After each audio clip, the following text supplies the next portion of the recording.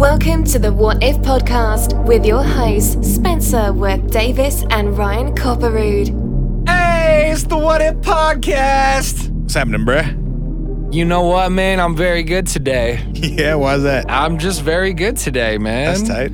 I had a good day. It's been crazy, but you know what? Every time we get in the room and start jamming, I feel good. Tight. Look at that thing over there. Bruh. Tell them who it is. Board in the Basement sent us this beautiful custom-made sign of our logo to hang up in the studio. Yeah, bro. We got to thank so many listeners this week, man. What you got? Well, we also got a super phenomenal email gave me I was so happy about that. Oh my God. It was one of, okay, so if y'all didn't know, if y'all are new here, hi@whatifpodcast.com is our email address.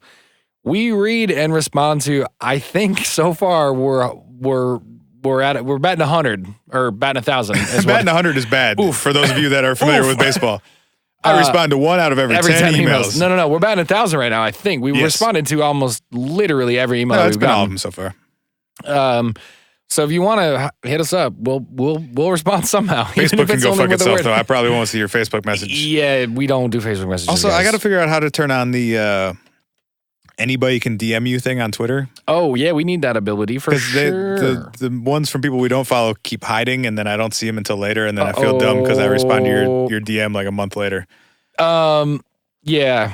So email, if you guys really want to get a hold of us, hi@whatifpodcast.com is the best way to do it. Too old for the social media shit. No doubt. But we got one of the best emails that we've ever gotten from Rebecca, and I'll just only say her first name. But Rebecca told us that to her kids, who she occasionally lets listen to the podcast. Careful. Know your kid before you let them listen to our podcast. Yeah. I'm sure Rebecca does, but just in general, we are not the most kid-friendly. We are not. But Rebecca said that in their family, they refer to us as the Sweary Boys. And I immediately went to the Hardy Boys. I didn't even make that connection. That's solid. That's part of why I think this is so delightful and hilarious. Is like two brothers who solve mysteries, and it's we're like that, except we swear a lot. And we don't solve anything. And we just lie about shit constantly and have a blast doing it. But yeah, Rebecca, seriously, she gave us some props too in her we're not just the Sweary Boys in a bad way. So thank you so much for that message. It sincerely has made my week, if not my month. Outside of that, we got to thank everybody too who's been joining the Patreon. The quick announcement for everybody, the Patreon, we're doing a new episode outside of the episode you're listening to right now. Shout out Carson and Michelle and Matt and Amanda and Ashley. Yeah. The most recent patrons. For sure. So we're doing a new episode every single week outside of the one you're listening to, and they're all going to get it. And if you go to patreon.com/whatifpodcast, you can get it too. Damn, stop threatening our listeners, bro. What do you mean? I'm just saying. They're going to get it and you can get it too. They're going to get it. They're going to catch this fade. What's up? Catch these dolphin hands. And then lastly, Rob, at your UFO guy, YER UFO guy on Twitter. Just phenomenal work today, pal. Rob went through an experience no one should have to go through today, which is watching a significant portion of a DVD set. So, just a quick backstory. Please do. Rob is a listener of our show and many other podcasts and is in the process of developing his own podcast. And he's sort of the resident Twitter podcast UFO expert. He is at your YER UFO guy on Twitter. And he and Sam from Not Alone podcast and Shout out Not Alone. We're tweeting about the fact that Rob has this 6.5 hour long interview between David Icke and Credo Mutwa, who it's too long. It's too much. We referenced in our Moon episode. Was that just last week? Yep. It was. You okay there? Yeah, dude, you got me right. You asked me a question on sip. Yeah, I'm okay. Rob was talking about Credo Mutwa, who told a story apparently or allegedly a Zulu legend of how the moon got to be in our sky, and it involved a hollow egg full of reptilians and women menstruating because the moon is full of lizards. And apparently, spoiler alert, he's not a very good person. Yeah, and he's probably wrong about all this stuff, just like David Icke. Probably. Well, you know, they're 99.9% sure he's wrong. Can never be 100% sure. That's fair. He and David Icke spoke for 6 hours, and somebody filmed it, and somehow Rob came in to be in possession of this and told us about this last week. And I'm going to speak for Sam, became a little irritated with Rob that he had waited so long to bring us this to our attention. And then he said that he had never actually watched it himself. So we asked him to please watch it and live tweet his viewing of it for us, which he did today on Twitter, and it is glorious. So we retweeted him, but it's at your UFO guy, or you can just go to our page at What If Pod and take a gander. Right? You want to hit any of the highlights real quick? I think do you have it pulled up? Yeah, I do. I'd be more than happy to hit a couple early highlights. Rob Christopherson, I hope you're cool with this. Rob's new show that he's working on. You're cool with us reading your full name before we ask if you're cool with this. I meant more like reading your Twitter feed on a podcast that has Robert Jonathan Christopherson at 324 Millbrook Lane. I hope you're cool with this. That's not Rob's middle name or address. Go ahead. Rob's new show is called Our Strange Skies, and if you want to be the first to catch that, it's at Our Strange Skies. So Rob, watching this interview, Mutwa just said some creatures in Star Wars are real, and that is, and he also included a very awesome picture. Wait, which ones? You can't just say that. What do you mean? Which Star Wars characters are real? You can't just say some of them are real. I don't know, but Rob included a picture of Darth Maul with his tweet, so thanks for that. Face paint is real. Some people wear face paint. Be warned. All right. Let's dive into the show here, which, if you couldn't tell from the title, is going to be a 2-part episode this week. And the second half will be coming out on Friday, probably early in the day Friday. Because we have something very special happening. Too much. Just a couple days from now, which is the return of Stranger Things. I wish you had the intro music queued up right now to just drop into...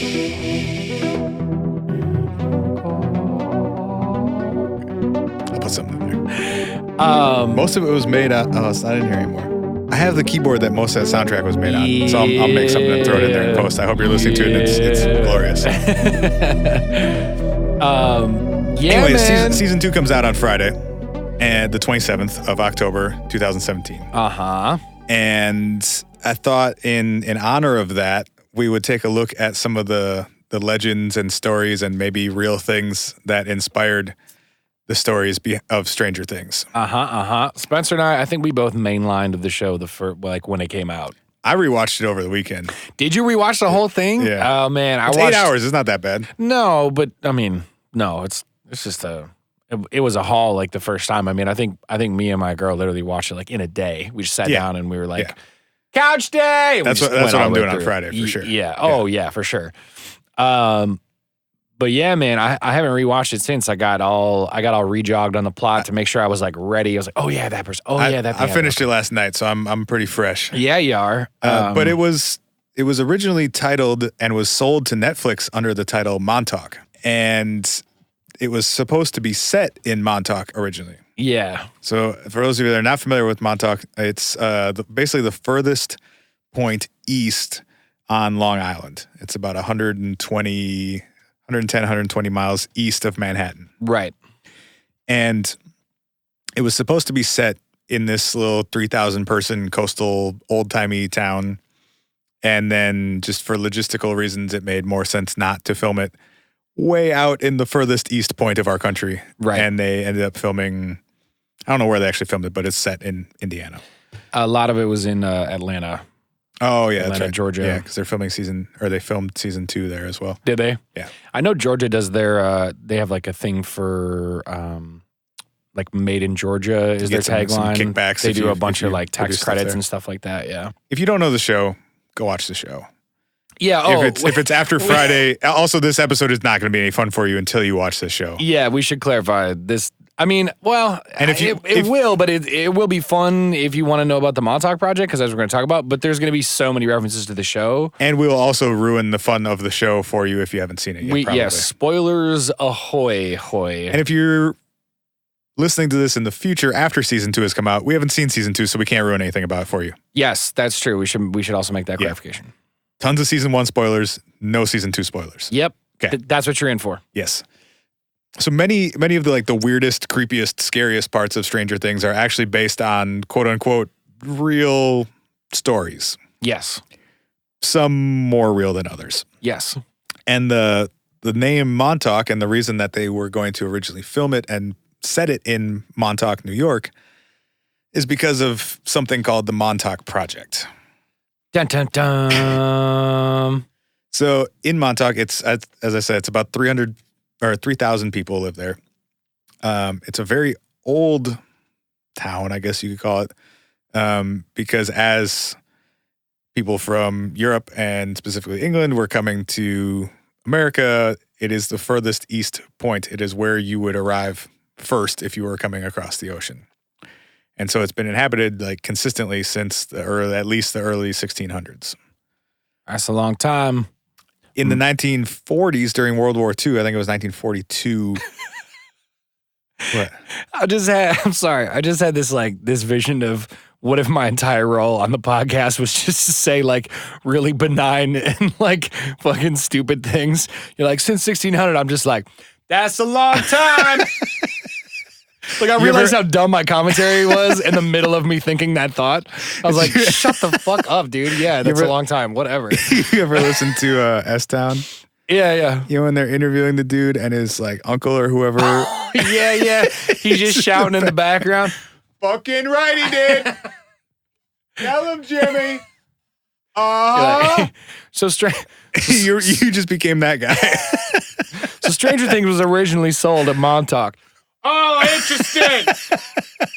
Tell him, Spencer. Isn't that neat? Let him know. You're just my podcast hype man now. Yeah, Montauk. Get him. Woo. Anyway. Dude, I'm going to freak you the fuck out when I do that like 25 minutes from now in the middle of nowhere. All right, sorry, keep 1942, going. In the middle of World War II, an Air Force base was built at Montauk called Camp Hero Air Force Base. Tight. Thanks. I've heard of the Air Force. It Heroes sounds cool. are cool. It was named after Major General Andrew Hero Jr., who was the Army's commander of coastal artillery. Having the last name Hero is so strong, but then you're Junior, and it's just, they cancel out. They Hero perfectly Junior? cancel out. Yeah. You're like, I'm here to, fuck. Can't do anything. My dad did it already. You got a short little cape, you little wiener. But you try hard. Attaboy, you just get head patted everywhere you go, even though you're a colonel. So where things get weird are there are all these alleged series of creepy, horrible experiments that were allegedly carried out at Camp Hero. Allegedly between 1971 and 1983. This is another episode where we should just say allegedly is like the quotation marks around literally everything we're about to say. We're going to get into some like slightly darker territory than we usually do on the show. But we promise we'll make jokes about it. And I just want to make sure that we're like, and I'm going to try my best not to openly disparage people who I think are full of shit. So I'm going to put allegedly a bunch at the beginning because I'll forget it and just start roasting people later. So there it is. I like it. We roast people anyway on the show. Between 1971 and 1983, there was supposedly a secret government operation going on at the base that was called Project Montauk. And the alleged reason for these experiments was to develop psychological warfare techniques and other exotic types of research that maybe included time travel. Travel in time! Moving around in dimensions. Some of the activity apparently... If this is your first time listening to the show, I promise that's not usually It's always this bad. Some of the activity from the base spilled out into the town at Montauk as well, and people reported it snowing in the middle of August. Oh, that's crazy. I never heard that before. People reported hurricane force winds that came out of nowhere. Couldn't have been because you're the closest thing to the ocean. Wow. Thunderstorms, lightning, and hail were reported when there weren't storms going on. There were lots of unusual stories about animals acting weirdly. Okay. Like a big pack of animals would kind of just wander into town and then appear confused and hang out for a while and then wander away. Kyle was just like, "Hey, Dave, what the fuck are we doing?" There was also anyway? a story of a pack of deer that sprinted through the town, and they were so frantic that they were like diving through car windows and into establishments and stuff, and just whoa, yeah. So as if they were yuck. There was like a stampede of deer going through the town. It's like Lion King. Yeah, basically. Is that your only reference for a stampede? It was my first one for sure. Not my only one, but definitely my first one. Name me another Stampede reference. Well, I mean, stampedes happen all the time, but they're just not Do you documented have a in good Disney pop movies. culture one outside of the Stampede No, in the The Lion stampede King? is not a very pop culture event, Ryan. That's why I pulled the Lion King reference. Thank you. You're welcome. Contributing a lot so far tonight. I'm I appreciate killing you. it, I bro. appreciate you. All of this information, or the majority of this information, is coming from a man named Preston Nichols, who wrote a book in 1982 called The Montauk Project, Experiments in Time. Thank you. I had to scroll down a little bit there. And I read that book in full. You can find it on the internet. I didn't know you read it in full. I did. I thought you were going to read excerpts. Nope. Read the whole thing. Woo! Yeah. You can find a PDF of it on the internet if you Google, or I'll link to it. But also, it's the Montauk Project Experiments in Time. PDF is your Google search. You'll find it. And so most of this information comes from him and from this book, which he says in the first chapter may or may not be true. So just keep that in mind for the rest of the episode. That's where we're starting from. He suggests that it is equally interesting whether or not it is true, which to me says, Preston, you are making this up. Yeah. But I'm lying to you, but I'd rather have you think that I'm not lying to you in case. because it sells more books that way. No doubt, no doubt. According to Nichols and a couple other men who we'll talk about in a moment, there were more than 100,000 people, mostly young men, who were involved in these human experiments. And he At Camp alleges Hero. between 71 and 83. Got it. He alleges that the majority of these young men were kidnapped and held captive and subjected to these experiments, which we kind of have our first parallel to Stranger Things in that the character of 11 is not allowed to leave the Department of Energy, quote unquote, building. Right. She is a human subject for a wide range of experiments that we'll get into as we go on here. Yep. Yeah, he claims that there were over 100,000 people there throughout the 12 years. He claimed that there was a portal that allowed one to travel throughout space and time. So again, the upside down portal in the basement of the Stargate. Yeah, basically.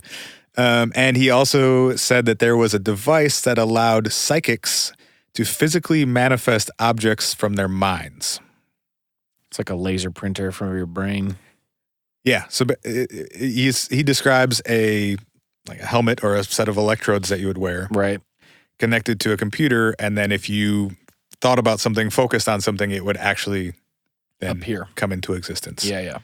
Which is also like, I would imagine, in line with general kinesthetics, like moving shit with your brain and shit like that. A few steps beyond that, but yeah. Yeah. Lastly, he claims that I guess I was just drawing that parallel because 11 can like move shit with their brain and stop shit with their brain and like that shit. Flip fans over and kill cats, but she doesn't want to. But she's fine killing like 30 people in the course of that show. Last night I was trying to figure out Elle's body count on that show. It's got to be in the hundreds, right? Well, or over 100. I was saying like based on what they actually show you. So she kills 2 guys when she was still at the whatever that building is called. The Department of Energy or whatever. Yeah, they don't have another name for it though. I don't think so. Okay, so she killed at least 2 people there. No cats. No cats. You got to figure at least 2 people died when she flipped that van over. Oh yeah. She kills several people in the last episode in the school by making their brains explode and bleed out through their eyes. Such a great scene. She kills one Demogorgon. Not a people, but a Demogorgon. Maybe. We don't really know what that guy is. That's real. It's got to be like at least 10 that they show you, right? Yeah. I think I'm forgetting a few. Yeah. I guess I envisioned like the first time she killed dudes trying to escape was not her first time killing dudes. Well, right. Yeah. If you want to speculate about this fictional TV show. Yes, I do. Yeah. Anyway, so Preston Nichols said that a lot of this technology that they were using came from the gray aliens, obviously. Yes. They had some sort of arrangement. Obviously. Of course it to trade technology with the government. In addition to Preston Nichols, some of this information comes from a man named Bilek and a man named Stewart Swerdlow, who you watched part of the movie, The Montauk Chronicles, right? Did. Those are the three guys. If you watch that film, I wouldn't recommend it. It is. I wouldn't recommend it. Some of the information is interesting if you're into this sort of stuff. It is one of the worst made films I think I've ever seen. It's pretty ridiculous. Is what it is. Like if you had to present a film to graduate from art school and you got like a C- on it and they just kind of passed you so that you wouldn't come back to their classes, is that, but it's about Montauk. Preston Nichols, Bilek, and Stewart Swerdlow are the three men featured in this film, and they are where 99% of the information about these stories comes from. Yeah, it's pretty much all of the first person research on this topic in that film is presented by those people. I'm just saying outside of the film, even just in general, the vast majority of the information about all this stuff is coming from like 1 to 3 guys. So Preston Nichols wrote this book in 1982. Yep. He claims to have this information because he worked at Montauk Project for the majority of that time.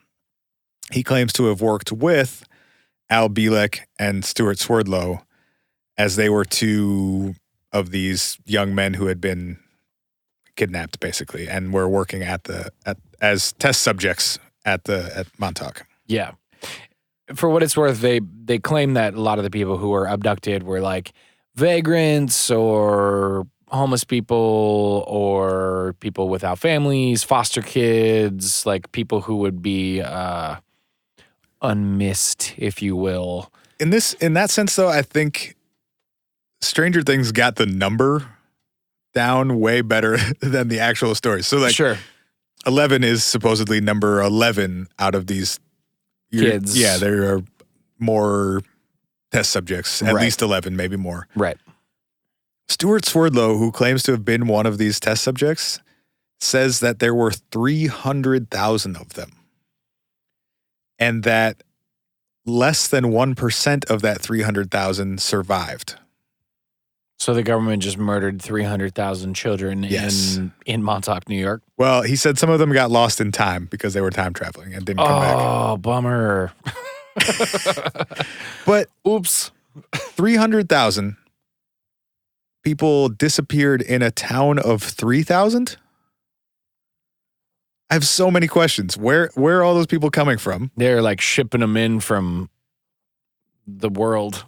Right. I don't know. Like you're pulling, I mean, 5% of New York City's population is just gone and coming out to the tip of Long Island. Yep.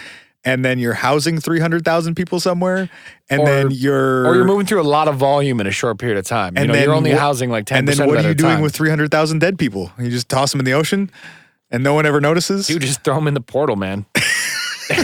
There's one really big bummer destination. If you step through that portal, you're like, oh, here's all the dead kids. Demogorgon's just really hungry. And then nationally, it's estimated that about 90,000 people are missing in the United States at any given time.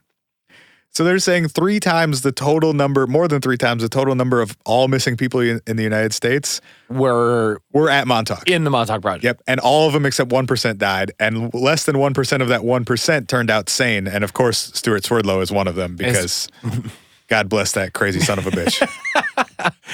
This is how you know it's real, guys. Yeah. This is the part where I start getting angry about how shitty a person Stewart Swerdlow is. Don't worry, guys. I'll keep making jokes even when Spencer gets angry. Thank you. Yeah, fuck him.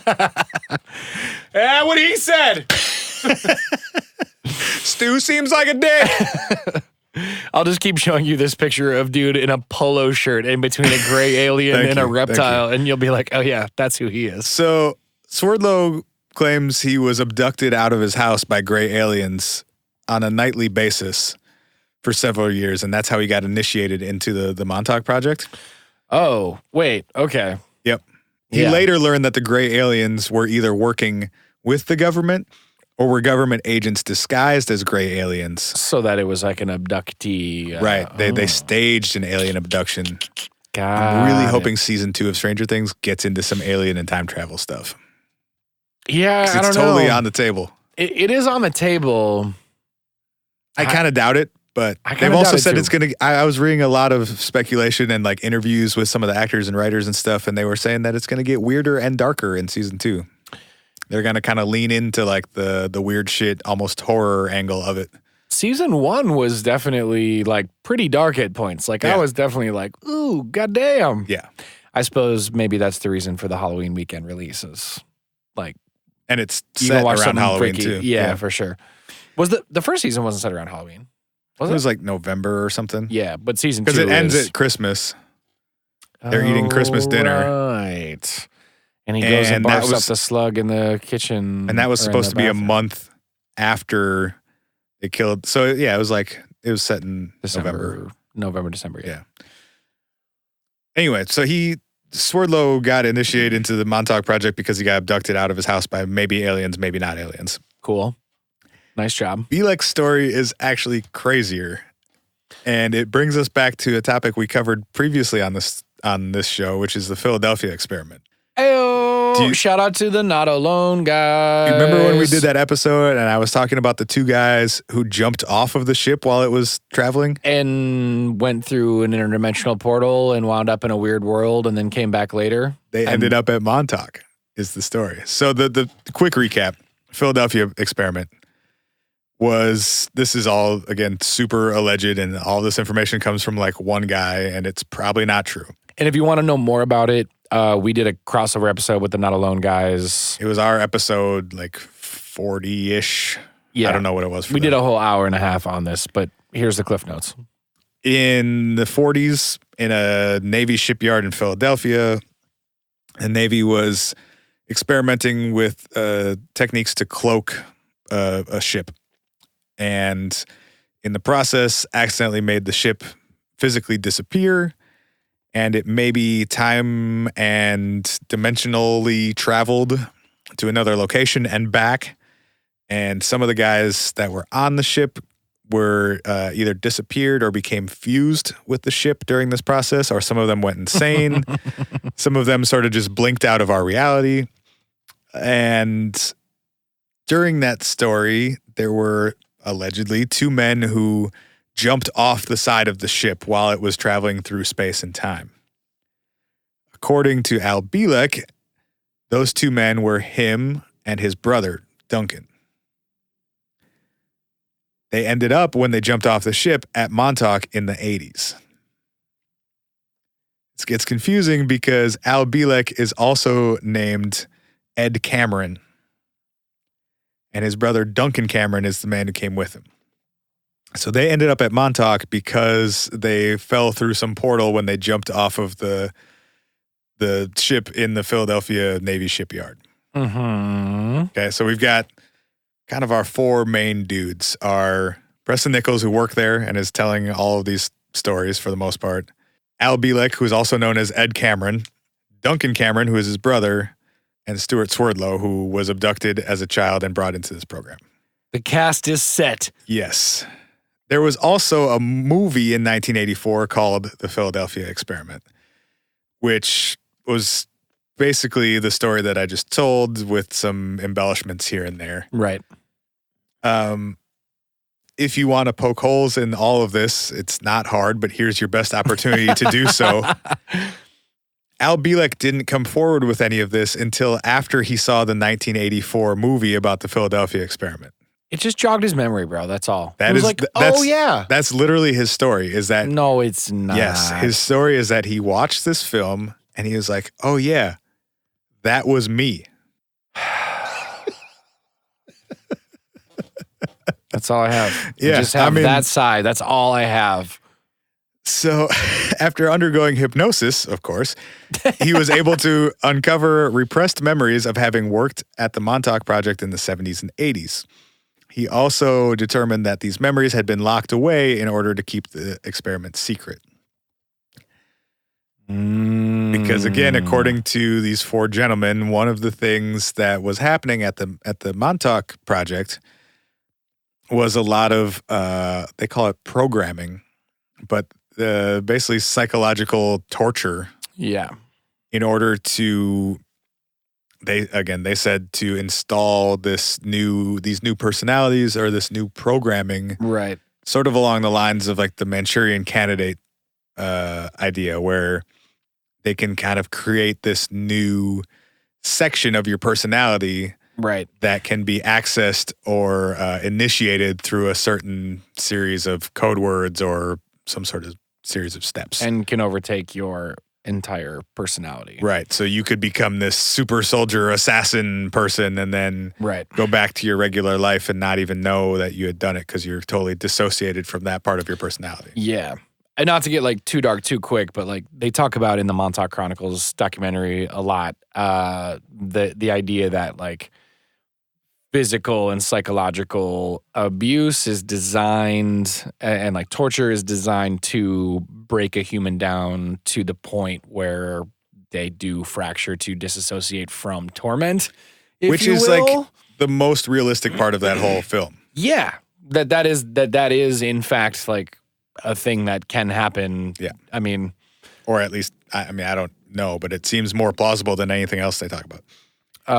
But yeah. Al Bilek claims that after all of these memories came back to him, he remembered that he wasn't, in fact, Al Bilek. He was Ed Cameron. And he had worked on the Philadelphia experiment with his brother Duncan Cameron when they were both in their 20s. They were the two men that jumped off the ship during the experiment, and he claims that they landed in Montauk in 1983. The military then promptly sent the two of them back through the wormhole on a mission to destroy the equipment aboard the, the USS Eldridge, the ship that they were using in the Philadelphia experiment. Yep. So they jump off the ship. They end up in Montauk, New York, 40 years in the future.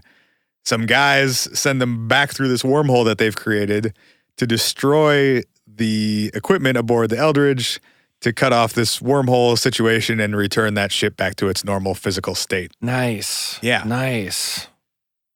Al/Ed Cameron presented all of this at a MUFON conference in 1990, which is where this story picked up more steam after Preston Nichols' book in 83, and the Philadelphia Experiment movie in 84.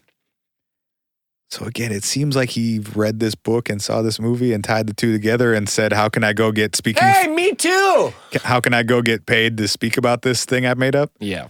There are some obvious holes in this.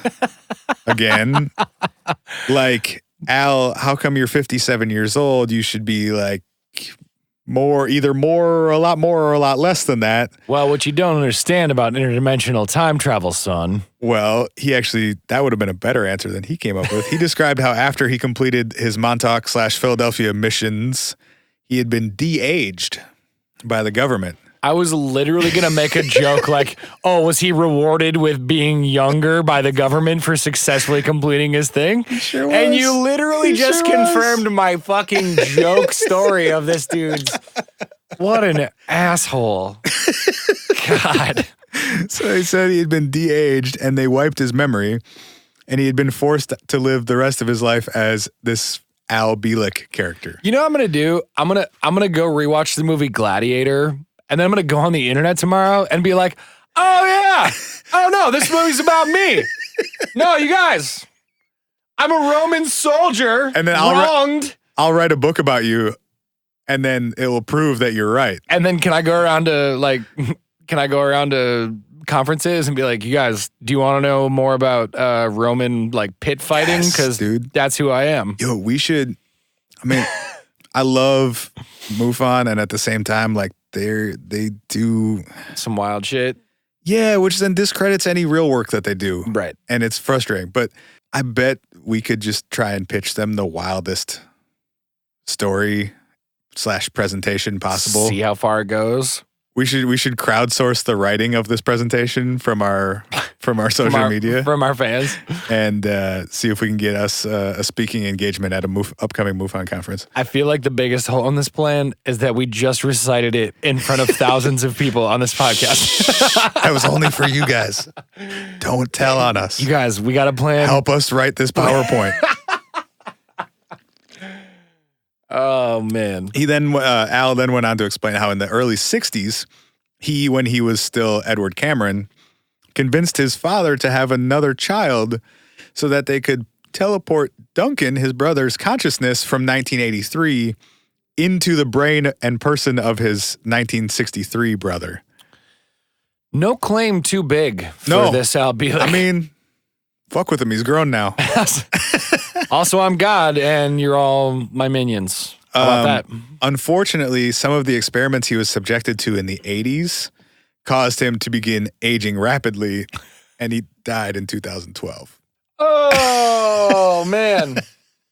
Well, also now we know he can't sue us for libel or slander. True. Just maybe kidding. his relatives can, though. I don't know how that works. I'm not a lawyer. Kidding. This show is all satire, parody, and all things covered. Probably fictional at this point, and also fictional. So, did you watch the film where he was talking about Al Bilek in the Montauk Chronicles? Did you see the first interview with him in that? No, I saw clips of his interviews, but I was skipping around. I ponied up the $5, and you're welcome, director guy. You can't sue us because we don't have any money. It's true. Take some of this debt, my guy. Al Bilek, his first opportunity to be on screen, starts talking about how we don't know how humans got here and how evolution is a sham. Nice. Good start. Good groundwork. You know what? I'm with you, Al. Tell the people how that's fake. Yeah. Who are we anyway? Al's got it. I'm not a monkey. Let's listen to the guy who traveled through a portal. He knows. Okay. So that's where we're at with Preston and Al. Yep. Preston claims to have worked at Montauk with Al/Ed and his brother Duncan. Duncan didn't get a cool rename though. I don't know what that's all about. That's He's not just fair. Duncan Cameron, which is a solid name. Sounds like a 90s teen heartthrob. 100,000%. During the 70s, he worked with specifically with Duncan on something called the Montauk chair, which is a piece of furniture gifted to us by the aliens. Thank you, aliens. That used electromagnetics, because it's always electromagnetics, because no one understands how it works. Totally knows what that means. means. Well, again, in Stranger Things, the building was putting out a strong electromagnetic signal, and that's as far as they got into the science. Oh, maybe there's a Demogorgon in there. Well, it was used to amplify psychic powers. Oh. So Duncan was sort of psychic, but then when he put on this cool hat, he became super psychic. Tight. He became the focus of most of these Montauk chair experiments, and he could, as we said earlier, just start manifesting objects by thinking about them. One of the gold. More gold. Onions. More onions. gold. What? Bigger bars of gold. A house that isn't this place. A key to these locks. A rocket to get inside of and get me the fuck out of here. Fuck you guys.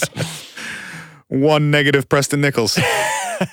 He describes some... You're all dead. He describes some very remote viewing sounding experiments too. Oh, that's interesting.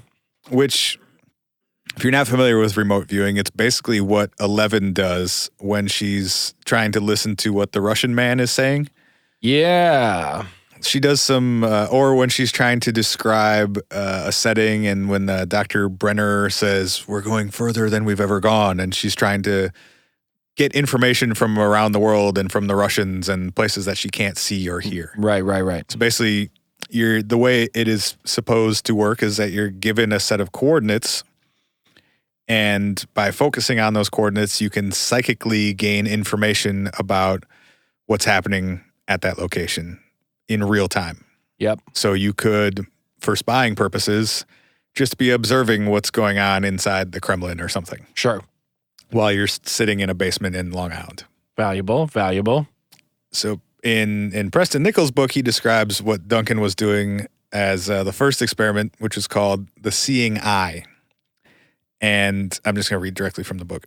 Tight. With a lock of a person's hair or other appropriate object in his hand, Duncan could concentrate on the person and be able to see as if he was seeing through their eyes, hearing through their ears, and feeling through their body. He could actually see through other people anywhere on the planet. In a weird way, this is one of the more legitimate parts of this story to me, because we have proof that our government was trying to, or at least interested in, remote viewing for a long time. And depending on do you know when that quote came from, or when the actual time of that was said? He doesn't date it, but he says that all the stuff he talks about happened between 71 and 83. Because 71 and 83? Yeah. Within that range, he doesn't usually give specific dates, though. I can't fathom why not. Yeah. All right. But we would have potentially not had any, not potentially. We wouldn't have any idea. We wouldn't have had any idea about MK Ultra at that time, right? When did that stuff come out? Well, we're going to get to MK Ultra later, but we're going to spend a lot of time with MK Ultra in a bit. Let's go. Wasn't Stargate was the Stargate was the remote viewing project, right? You're right. Stargate ran, let's see. Most of this stuff came up because of the Cold War, basically. We were trying to spy on the Russians. True. Stargate ran from 78 to 87. Okay. So for this to have happened during that time would match with Stargate. If we're taking taking this, it may not have been public knowledge, though. I don't know when that stuff was declassified and whatnot. Right, but that's what I mean is like it would have overlapped with the timing of Stargate. Oh, right. But may not have overlapped with when it was publicly known almost that certainly Stargate not. was a thing. Yeah. So All again, right, it seems, it's more credible. See, guys, we give people credit when we should. It sounds crazy, but it's actually one of the more plausible parts of this story, because we know for a fact we've talked about it on the show before, but there are CIA documents that you can find freely on the internet that they're transcripts of remote viewing sessions. Yeah, man. And remote viewing sessions of structures on Mars, harking back to our last episode, and all kinds of stuff. So we know for a fact that they were attempting these things. It's a much bigger leap to say that they worked. They were succeeding doing these things. By any official record, these projects were shut down because they never produced anything tangible or any usable information. But we know that it was at least being attempted. They're going to take it a step further. And no. Yeah. Preston Nichols claims that they actually traveled to Mars through this program. Nice. So he claims that towards the end of the Montauk Project, there was a permanent portal in underground at Camp Hero / Montauk. Yeah. Which that is one part that I think Stranger Things directly lifted from these stories. Yeah. That you have like a secret underground base with a portal to another dimension that is open at all times. Do you want to? I gotta pop in with one really a quick Hollywood fact that interested me a lot about Stranger Things. Hit me with it. So I was looking for more info about them crediting, because I think you're right. I should say I think you're right. That is a very specific and directly lifted detail from these descriptions, etc. But I found an article in the Hollywood Reporter, which is one of like LA's bigger, whatever fucking industry thing that reports about Hollywood. Industry mags, yeah. And the reporter asked them, Stranger Things was originally sold as Montauk. Wait, asking Duffer Brothers? The Duffer Brothers. Sorry, I didn't say that. Yeah, Matt and Ross Duffer are the guys that creators of Stranger Things. The creators and the writers, and they directed Sometimes it. directors, yeah. Yep. They said Stranger Things was originally sold as Montauk with that as a location. What was the thought process of changing it to Middle America? And Matt said it was more practical than anything. We liked Montauk because we liked the coastal setting, and Montauk was the basis for Amity, and Jaws is probably our favorite movie. So I thought that would be really cool. And then it was going to be impossible to shoot shoot in or around Long Island in the wintertime. Just miserable and expensive. So we wound up in Atlanta, blah, blah, blah, blah, blah. But they don't, at any point in any of their interviews, actually go, have y'all heard of the Montauk Project? These dudes wrote these crazy books, and we lifted a bunch of details from their crazy books to make a crazy TV show. If you did lift those details, would you mention it though? Exactly. And that's what I think it is I don't know that Nichols is still alive. Is he getting Stranger Things money? Hell no. And that's the thing, is I don't think he is getting Stranger Things money. And I think these dudes legitimately took this whole story that they created and lifted details. It's a few specific things. But those few specific things also shape bigger chunks of the show. Right. And also, I think the writing is incredible because they also lift, like, you could make the argument that they borrow very heavily from Spielberg too. They do. Well, conceptually they do. Right. And stylistically too. Yeah, but style things are not copyrightable. Story things are copyrightable. But here may be the catch. If Preston Nichols is claiming that it's true, it's not copyrightable. Is it not? If they're factual events, you're not taking his work. He's saying this is something that actually happened. It's not his creation, according to him. Yeah, but like, I couldn't just like go make a story. Like, I couldn't just go make a movie about Bill Gates' life with all of the publicly available information I have, could I? Why not? And call it Bill Gates? And they didn't call it Preston Nichols' life story. They called it, true. And they didn't even call it Montauk at the end of the day. Yeah, but I guess it's just like, even when they're calling it Montauk, that's the name of a town. There was nothing directly tying it to any of those individual people. I don't know. It's not to any of those individual people, but there is evidence that Montauk Project, and everything related to it is inside of this show, and inside of the book, and inside of the title they originally pitched it as. I wouldn't disagree with any of that. I don't think you could prove in court that you stole any intellectual property, though, is all I'm saying. Oh, man, I don't know. It's interesting. You can be influenced by things without committing any sort of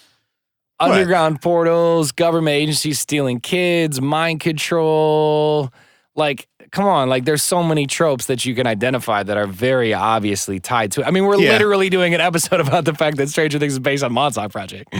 But yeah, sure. I mean, with a couple specific things, but it's not like they lifted the overall arc of his story or any specific characters or dialogue or anything like that. I just feel like you got to give a base on the book, blah, blah, blah, or whatever, if you're going to take creative liberties with like the concepts. None of the rest of it is, though. It's like two things: that there was an underground portal run by the government, and that a monster came out of it. And, stole kids and monsters and, I don't know. All right, man. I think there would be a weird argument. Defend big business, bro. No, I think there would be a tough argument to be made because Nichols says that it's fact. Yeah. Yeah. And they don't make any specific reference to him or his story or anyone that was associated with his story. Right. So it would be like saying, I'm making a movie about the sinking of the Titanic. You don't need to pay the person who made the ship. I guess the reason you're talking about is also why there's all those movies on like Amazon and like Netflix and stuff where like, what's the one that's on Amazon it's like the big green lizard. The movie that's on Amazon. You have to narrow it down a little bit for me. It's like they do like a big green lizard, and it's just like a total ripoff of Godzilla, except that it's like not called Godzilla, and it's like. Does anyone own the rights to Godzilla at this point either, though? I would have to imagine somebody does, but yeah, whatever. But they don't call it that, and they just say a big lizard attacked a city, and we do like the same storyline. Can't copyright lizards. Credo won't have it. Or can we? Ask Credo Mua. Ask Credo Mua. Dude, do we have to take a break, or are we not taking a break this episode? We're just going through? We don't need breaks. All right, we're going through. I got 6 jobs. I don't get tired. Oh, get tired. So back to the portal. Hey-o. Preston claims that by 81 or so, there was a full-blown interdimensional portal just chilling somewhere underneath Camp Hero. And that they would send people through it constantly. Yep. They would give them coordinates and say, here's where you're going. And it was some sort of weird astral projection that resulted in real travel to another place. Somebody better tell Elon Musk. Right. And Al Bilek and / Ed Cameron and Duncan Cameron claim to have traveled to Mars via this portal to collect some sort of ancient artifacts. Cool. Which I also thought was interesting, given that Mars was a location used in remote viewing at least once. True. And that they reported seeing structures and artifacts. I know Mars has it's a planet close to us and it's part of our history as human beings, but kind of an interesting parallel to me. No doubt. Stewart Swerdlow says he went back in time and took a blood sample from Jesus. Whoa! This has been off the rails. Dude, this whole episode is going to be extremely off the rails. I'm sorry. There's no way around it. So much farther off the rails than I thought it was going to be. That's crazier than going to Mars and finding artifacts to you? Well, yeah, kind of. A blood sample from Jesus? This is time travel. If you can get to a specific day, you go poke them, and then you run away. I guess. Hop back in your portal. I guess. I don't know why that's more ludicrous to me than just went up to Jesus. He's like, look over here, gotcha. Gotcha, bitch. Thank you for your blood. Back in my portal. He also says, this is Preston Nichols now, says, my personal view is that the pyramid on Mars, no preface, just, of course there's a pyramid. The pyramid on Mars serves as an antenna. Perhaps there is technology inside of the pyramid. According to Duncan's recollection, he traveled to the inside of the pyramid. He saw technology being operated there, which he called the solar system defense. According to his account, the Montauk researchers wanted this shut off. It had to be shut off before anything else could be done.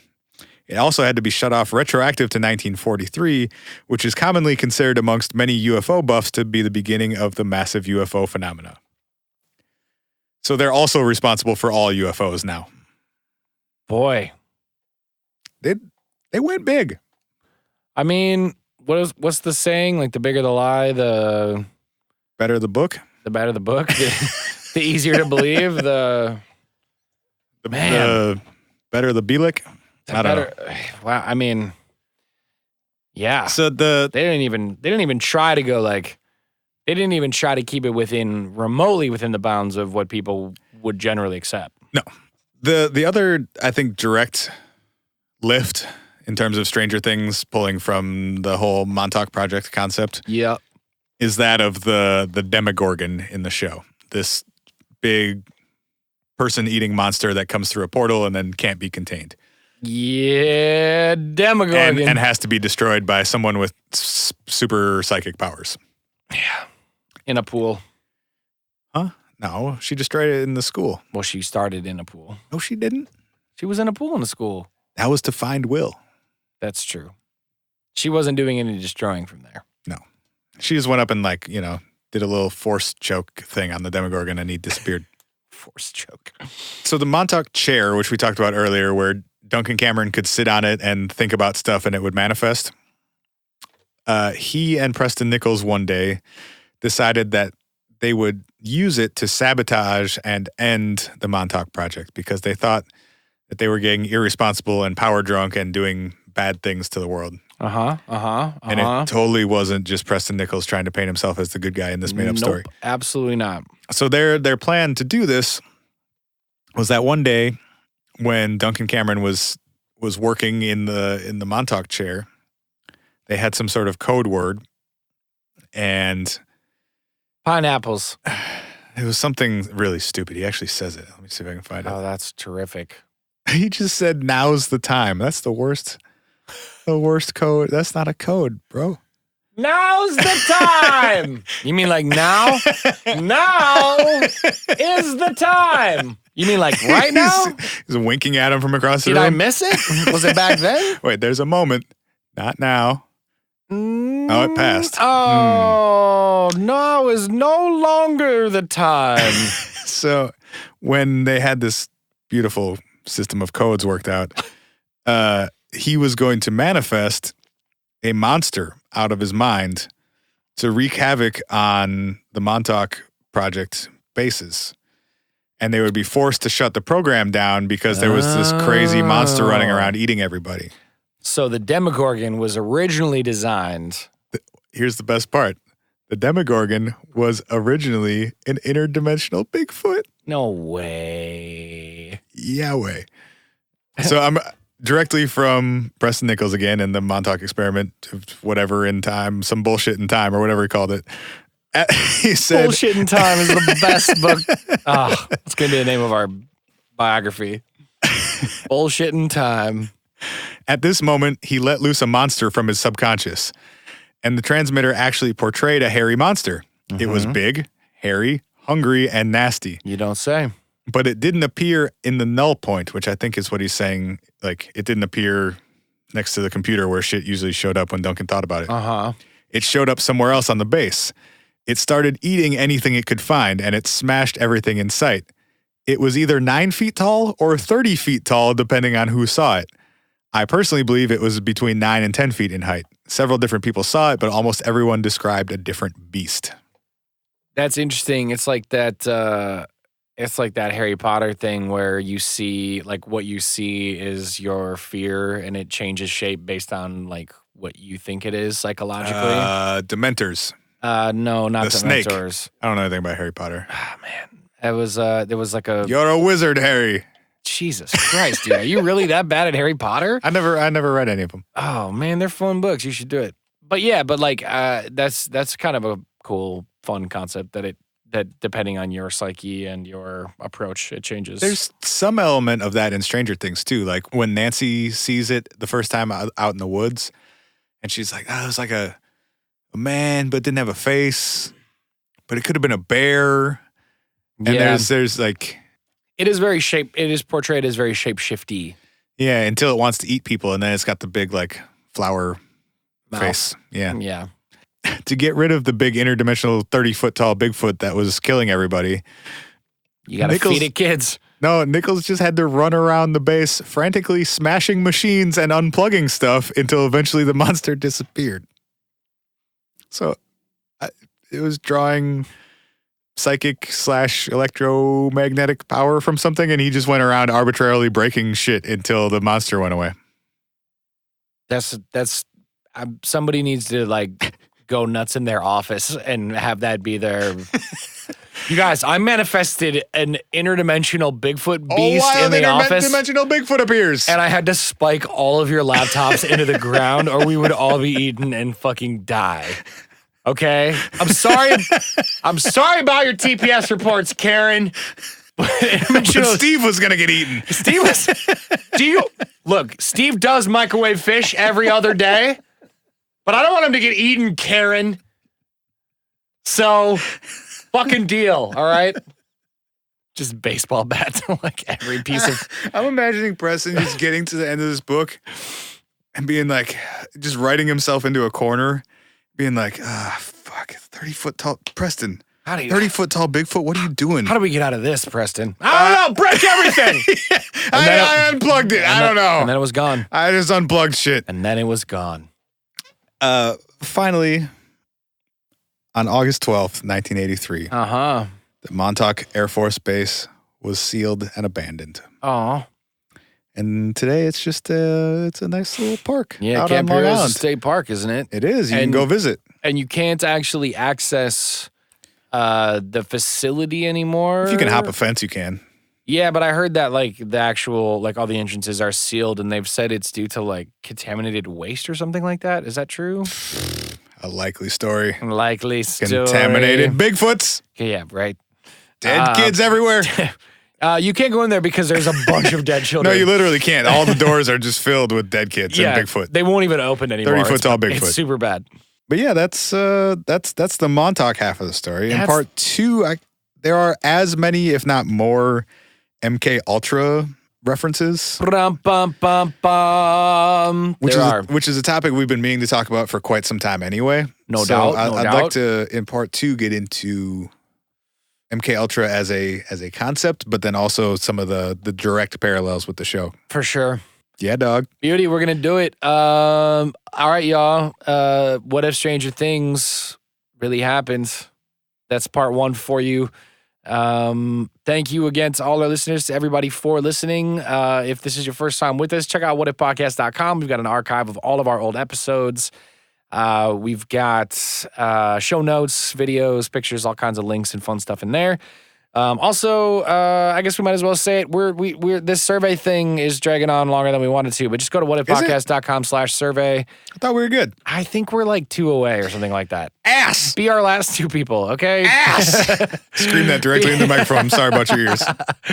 Be our last 2 people to fill out the survey. Go to whatifpodcast.com and just fill it out.